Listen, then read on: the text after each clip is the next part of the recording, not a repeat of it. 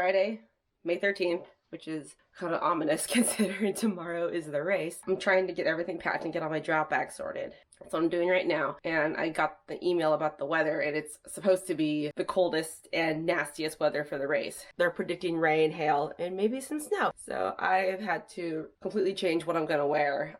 And I'm gonna wear an outfit that I've worn already, but I was hoping to wear a new kit. That's just the way that it goes.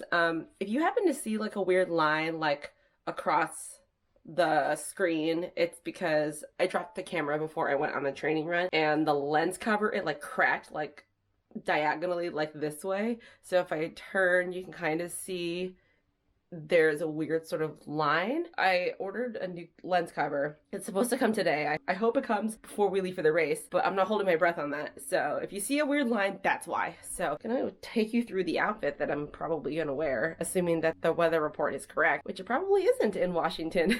So outfit for the race, it's pretty much all gonna be like my rabbit gear, because Rad Rabbit over here. I'm gonna wear longer shorts than I normally wear because I want to keep my legs warm, but not like too warm, because if I'm too warm, it's not going to be fun. So I got some calf sleeves and my toe socks. I got some bibs here. I'm actually probably going to pin my bib to my shorts. I'll have to find a spot, that way I can still access my pocket. And a shirt and some sleeves, and then I'll have a gaiter around my neck to keep it warm, and I'll also have one around my head underneath the hat. I got some gloves, and I'll have to figure out what rain jacket to wear. Now, this is the outfit I probably would have worn, assuming the weather was nicer. See? Look how nice this kit is. It's so colorful. If you're wondering why I have the nose strip and why my voice sounds kind of different, because I've been kind of sick since Sunday. It started after hanging out with my family for Mother's Day, and Monday I took a home test and turned out negative, and by Thursday I was like, still not feeling okay, so I ended up going and taking a PCR, and by Thursday, like, evening, I got the result, and it was negative, so that's awesome. I'm hoping by, like, tomorrow, I'll feel better, but if not, that's just the way it's gonna be, and that's just how life works, I guess. Alrighty, so luggage is mostly packed. Now I just gotta work on the drop bags. Drop bags are pretty much sorted, and if you're not familiar with what drop bags are, they're basically bags that you leave at aid stations, and typically they have like specific dimensions of drop bags that are allowed. But in this case, there was no specification for the size of the drop bag, so you can use whatever you want. But in my case, I'm just gonna use these bags I found on Amazon. They're like giant Ziploc bags. They're great. I'll link them down below. But drop bags are good if you have a specific brand of nutrition that you use and you don't like what's at the aid station. You can have those in your bag. That way you don't have to carry everything with you during your race. And they're also a good way to keep extra layers or socks or whatever in the aid station. That way if you need to switch anything out, you can do that. So for my drop bag, there's 3 aid stations where I can leave my drop bags, and I can leave a drop bag at the end. So actually, we'll go start here. So for the end aid station, I have like basically just a bunch of like fresh outer layers. I have my Ativas, and I have a protein shake just so I can immediately top up on protein, because I know it's going to be pretty rough the day after. And then so for the other drop bags, basically these all have pretty much the same thing in them. So I'll just use this one as an example. So I have my Spring Energies. I try. Keyword is try. I fuel every like 40 minutes. I find that 30 minutes is too often and 45 is too long in between fueling. So 40 minutes is a good way to split the difference. I also have some potato chips. I have some Scandinavian swimmers. These are great because it's just like really simple sugars that just go straight to your bloodstream. I also have some cookies that I made. These are the trail mix breakfast cookies from the Rise and Run cookbook. It's by Shalene Flanagan and Elise Kopecki. These are awesome, super easy to make. They hold really well. So I've just packed a couple in here because it's not going to be like too crazy far in between aid stations. And then I have so this is actually Tailwind, an empty Noon tube. So if you happen to use a lot of Noon like I do on the daily, just save the empty tubes and you can put your Tailwind in here. That way you don't have to rely on buying individuals. I just happened to buy this like a month ago. I just haven't had a chance to use it, but I thought, well, maybe if I'm sick of the cola flavor, I can try this one. And then I also have the Spring Energy hydration mix. This is really good. Pisse Pina Colada. I have trained with this before. It's really good, but I have been using Tailwind more, and they say nothing new on race day, so this is not technically going to be true because I have trained with this. But anyway, I packed like both options just in case I prefer one over the other in a moment. I also have a bottle of root beer. I know at the aid station, the email said that they carry, I think, Coca-Cola and Sprite. I personally don't like Coca-Cola. I didn't really have it that much as a kid, but I tried it again. Like, as an adult, I'm like, I don't know if I like this. The only time I like Coca-Cola is in a rum and Coke, but that's just me. That is the round of drop bags. Pretty much all these have the same stuff. I think this one I packed extra gloves. I think I might make this the last aid station before the end because I do have an energy drink in here just to like really get me wired. It's going to be a pretty long day for me. And then in this one, I have a pair of socks in here. And then I have an extra long sleeve in case I get like drenched for whatever reason. I hope I don't. I do have a shell that I'm gonna wear, but this is a just in case. And obviously, like, when you're done with the race, make sure you get your stuff back. Don't leave anything like super expensive in your drop bag, because in case you lose it, then you're probably not gonna get it back. I am hopeful that all of this will be consumed and I'll at least get these two things back. So that is the story on drop bags. Oh yeah.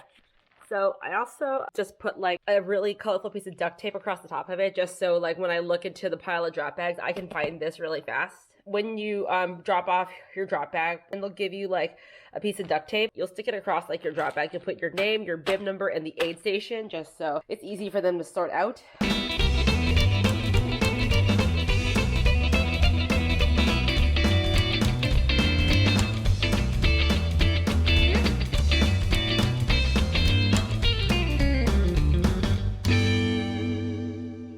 Finally made it to the cabin. It was a pretty long day of driving, but I'm here on the porch, and the nice thing is that the aid station and the starting area are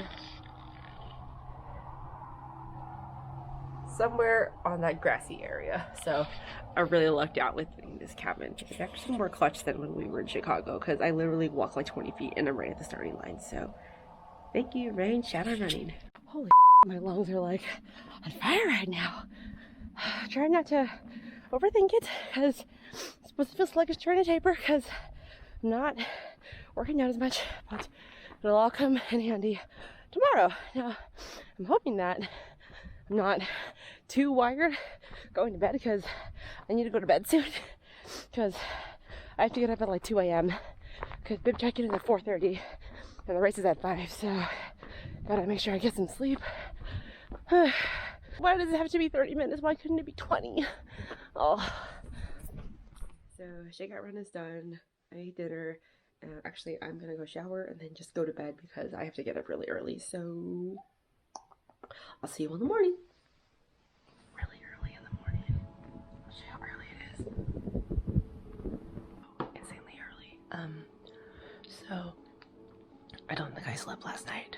My nose was like really stuffed up, and I had to keep sitting up for what felt like forever. Once I like really blew my nose, I think that's when I was able to go to sleep. But my body's like, yeah, you didn't really sleep that much, so we're just gonna stay up. I don't feel like I slept, but I feel rested, so I guess that's good. So I'm just eating breakfast right now. That's where I'm at. So I'm gonna sip on an electrolyte drink like later. It's still really early. I know myself well enough that I need time to digest all this food so I can race better. So that's why I'm up so early. It doesn't feel too cold outside, so that's good. Anyway, I'm gonna eat my breakfast. So just dropped off my bags at the drop bag station, and I got my bib number. Don't try putting it to my thigh this time, since I'm going to be taking off layers during the race. It's 4:47, so 45 minutes away from the race start, and I'm getting really excited. I think like the nerves are like finally settling in my stomach. The closer that I get, so I'm pretty excited.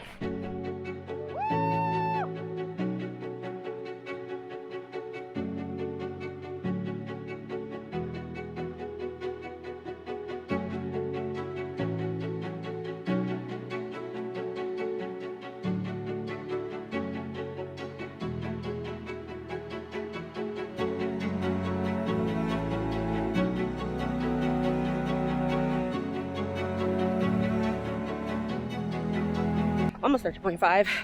Feeling pretty good. This is a pretty runnable course. Not super technical, just a lot of climbing. So we're pretty spread out right now.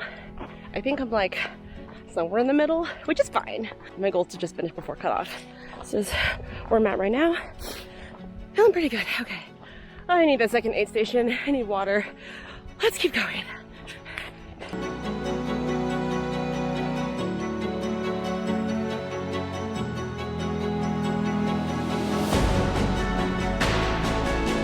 Okay, 21 miles in. Still smiling. Oh, almost done with the first loop. Well, actually both loops are 25. Nice rolling downhill.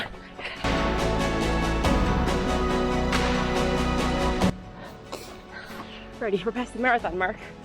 Just climbing up this hill again. I am going to power hike the ever living crap out of this because I'm not running up this. I gotta conserve some energy. I got a long ways to go. Almost 32 in. Dude, I'm feeling so good right now. Probably like, how are you feeling this good? Because I played conservative. Although my hip flexors are bothering me because I've been using them a lot. But, I mean, how can you complain when you have a trail like this?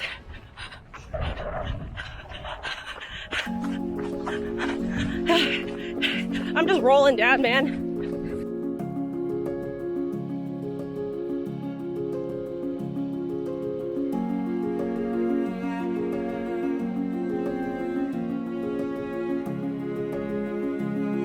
This is where we are right now. About like a mile and a half from the last aid station before the finish. Feeling pretty good. Hammies are tired. Everything is tired, but not too bad. I was hoping to just make cutoff, and I'm pretty sure I'm gonna make cutoff. Just taking a nice walk break because after this aid station, maybe like a little bit of climbing, but honestly the rest is just gonna be pretty runnable. It's like downhill to the finish, so trying to conserve my quads for what lies ahead.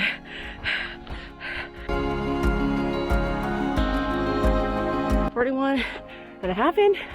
Oh, dude, I'm making really good time.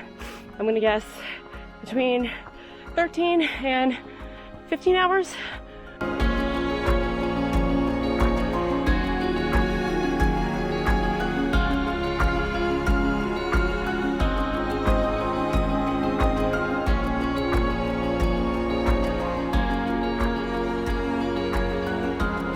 I'm about to finish my first 50 miler. I'm feeling good. Just trying to stay conservative for the last little bit so I can bring it home strong.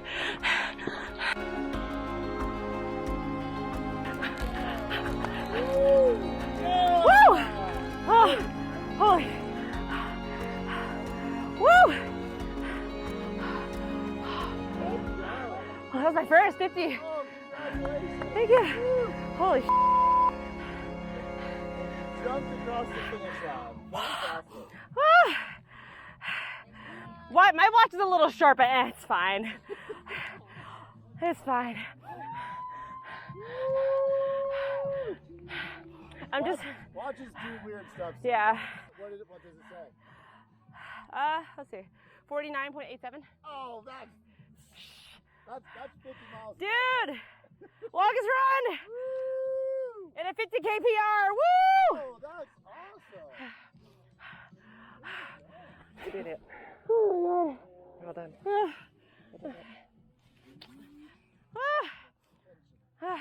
Pizza? Pizza, right over there. Yes!